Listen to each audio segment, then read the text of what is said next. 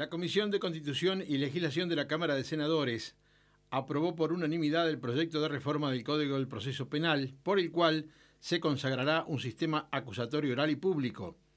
El proyecto, que fue presentado en 2009, impulsa la conformación de un sistema acusatorio oral y público en el cual la carga de la investigación de los ilícitos estará a cargo de los fiscales y el juez pasará a ser un tercero imparcial.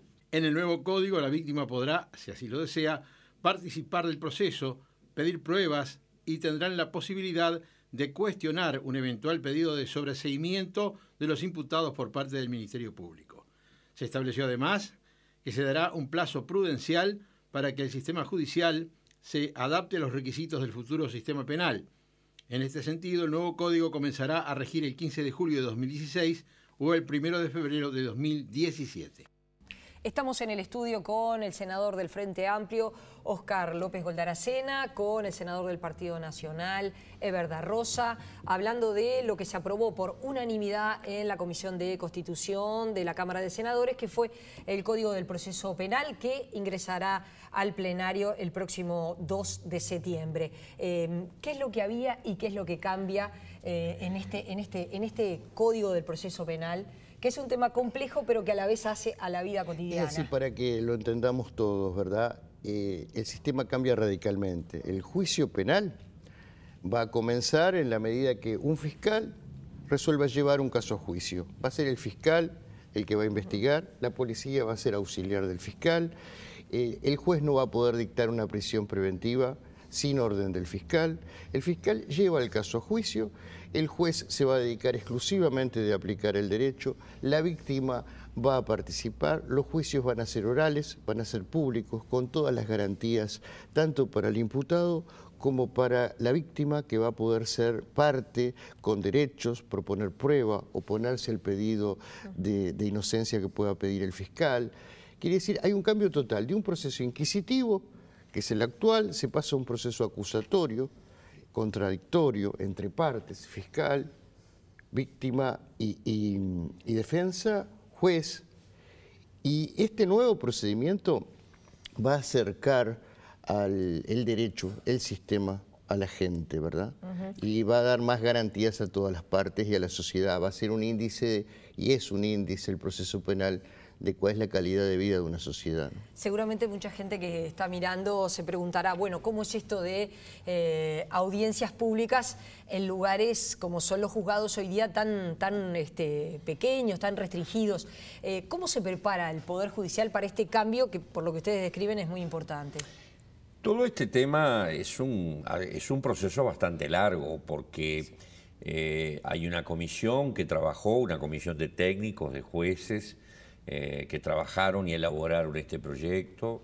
Este proyecto estuvo en el Poder Ejecutivo lo remitió al Parlamento hace ya unos cuantos años. La Comisión de Constitución lo fue estudiando y readecuando y oyendo a la comisión redactora, al fiscal de corte, a ministros de la Suprema Corte, a representantes del Colegio de Abogados, en fin, a un montón de instituciones que fueron aportando sus puntos de vista. Y luego una subcomisión en la que trabajamos el senador López Goldaracena, que está hasta aquí presente, el senador Ope Pasquet y quien habla, que fue la que terminó de ultimar, digamos, o recoger todos los aportes y ajustar, cambiar aspectos, agregar algunos otros, incorporar puntos de vista que fueron aportados en el seno de la comisión, y fruto de eso es este proyecto. Ahora, este proyecto se prevé que se apruebe ahora, ha sido aprobado en la Comisión de Constitución ya por unanimidad, tiene que pasar a la Cámara de Diputados. Y la intención es que en el año 2015, con el nuevo Parlamento, se vote los recursos, es decir, en el presupuesto quinquenal se voten los recursos para que pueda empezar a funcionar. Y si todo corre bien y siendo optimistas, Se piensa que en el 2017 este nuevo proceso estaría operativo. Para lo cual, bueno, en todo este tiempo, digamos, de aquí al 2017, habría que pensar en una readecuación de todas las dependencias, no solo judiciales, sino también de las fiscalías, porque la Fiscalía ahora tiene todo un rol nuevo, que es dirigir prácticamente, desarrollar toda la etapa de instructoria, dirigir, supervisar toda la etapa de unificación de pruebas, de juntar las pruebas, etcétera. Actividades que hasta ahora se desarrollaban bajo la directiva del juez, que ahora se van a desarrollar bajo la directiva del fiscal. Entonces, eso supone una adecuación de las sedes, tanto de la Fiscalía como de las propias sedes judiciales, y además tener en cuenta que el proceso que es predominantemente escrito, que es una especie de herencia española de la cual nosotros en la región venimos a ser casi los últimos abanderados, porque prácticamente toda la región, Chile, Argentina, Paraguay, han cambiado y han buscado procedimientos basados en el principio de la oralidad y de la inmediación, es decir, que exista, que sea predominantemente oral, se tramite a través de audiencias y se busca y además especialmente la presencia del juez, y no que ocurra como ocurre normalmente hoy en nuestro proceso penal, en el que en muchas oportunidades el juez ni siquiera está presente. Es decir, el juez lo que hace es leer después lo que funcionarios del juzgado recogen o toman de las personas o de quienes están involucrados o eventualmente acusados por la existencia de un delito, tanto eso como la opinión del abogado defensor.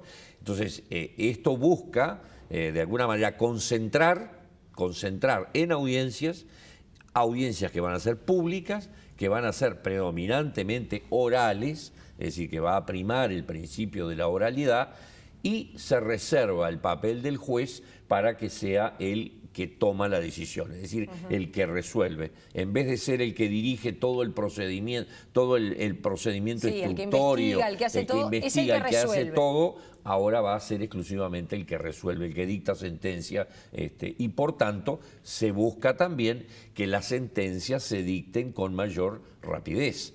Porque hoy uno de los grandes problemas que tenemos, basta hablar con cualquier persona que ha tenido un problema con la justicia o alguna persona que tiene algún familiar que ha sido encausado, que sabe perfectamente que se dicta un auto de procesamiento, se inicia el proceso de una persona y después la sentencia de condena o de absolución se va a dictar recién a los 4 o 5 años.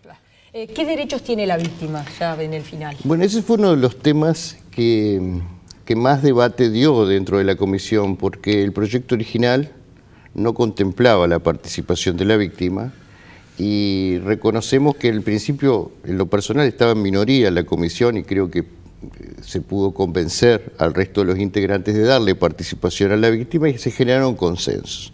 La víctima puede no solo realizar la denuncia, sino participar en el proceso penal aportando prueba. No es obligatoria la presencia de la víctima, es facultativa, puede hacerlo, pero si lo hace va a tener derechos a participar en las audiencias, a ofrecer prueba, a controlar el diligenciamiento de la prueba.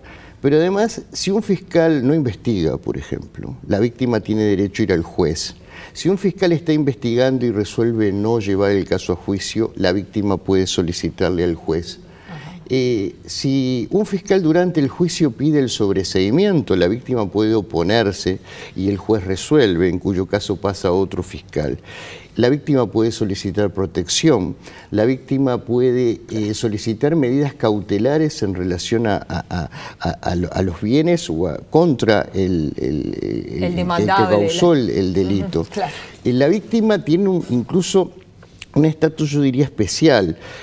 Hay determinadas medidas de protección que introduce el nuevo Código de Procedimiento, tanto para la víctima como para los testigos, por ejemplo, que hoy no se aplican. La víctima o el testigo puede declarar en una sala adyacente al juzgado. En esos casos la audiencia puede tomarle declaración en privado, puede declarar por circuito cerrado de televisión, puede declarar con apoyo de terceros, con apoyo psicológico. Se instrumentan una serie de medidas porque este proyecto, y es algo que coincidimos todos los integrantes de la comisión, no fue elaborado en un escritorio por 3 iluminados. Tiene los pies en el barro. O sea, lo que quiero decir, para que la gente lo comprenda, observa lo que pasa en la realidad, que la justicia es un mundo como que no funciona. Y sobre todo la justicia penal, que estamos hablando de lo más delicado. Nosotros nos tenemos que poner en el lugar del otro, nos tenemos que poner en el lugar del denunciante, el que sufre un delito, el ofendido por el delito, que quiere justicia. Nos tenemos que poner en el lugar de la persona que es acusada por un delito, que tiene que tener las garantías del caso.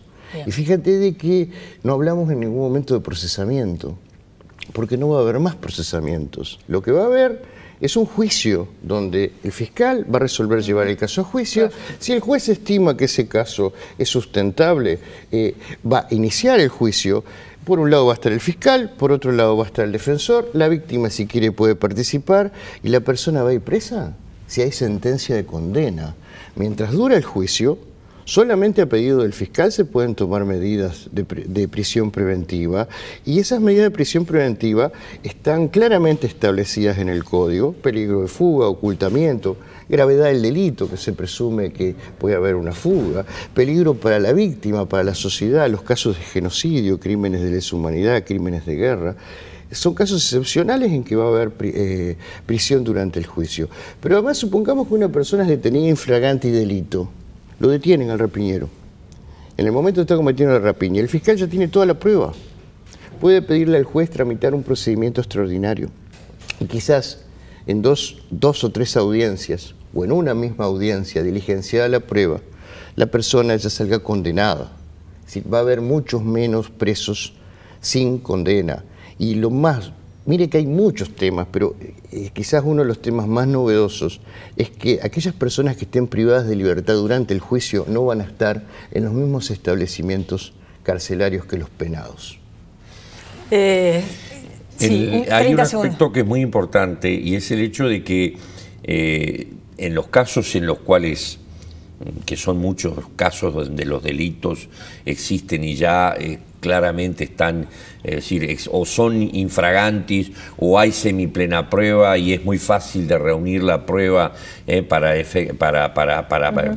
acusar y para condenar a quien cometió el delito, que la sentencia pueda ser dictada en cuestión de horas o en cuestión de días, y no como ocurre ahora, que muchas veces la sentencia se dicta años después. Ese es otro elemento que es un elemento muy importante, que busca también dar mayores garantías y mayor celeridad en una instancia donde, como les decía recién, nosotros somos los que nos hemos ido quedando en América Latina más atrás con respecto a los demás, que han avanzado en esa materia. Gracias a ambos por haber venido y volvemos a conversar sobre este y otros temas. Gracias por haber estado. Nosotros los invitamos a seguir con más InfoTNU.